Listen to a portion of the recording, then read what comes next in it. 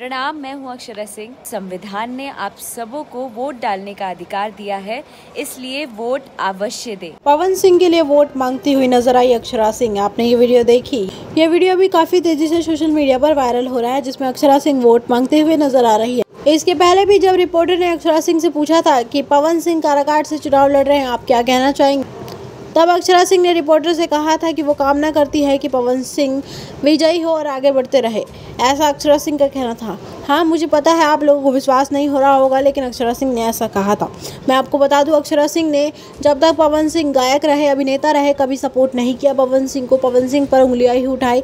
लेकिन जैसे ही power star Pawan Singh चुनावी माहौल में रचते हुए नजर आए, तो अक्षरा सिंह पवन सिंह के सपोर्ट में खड़ी नजर आई। और हाल ही में इस वीडियो को वायरल करके कहा जा रहा है कि अक्षरा सिंह अब पवन सिंह के लिए वोट भी मांग रही है। लेकिन हम आपको बता दें, अक्षरा सिंह ने पवन सिंह को सपोर्ट जरूर कहा है और उनकी जीत की कामना जरूर की है, लेकिन अभी तक अक्षरा सिंह ने पवन सिंह के लिए कोई वोट नहीं मांगा। ये बहुत पहले की वीडियो है जो कि उठाकर अभी वायरल की जा रही है और कहा जा रहा है कि अक्षरा सिंह पवन सिंह के लिए वोट मांग रही है।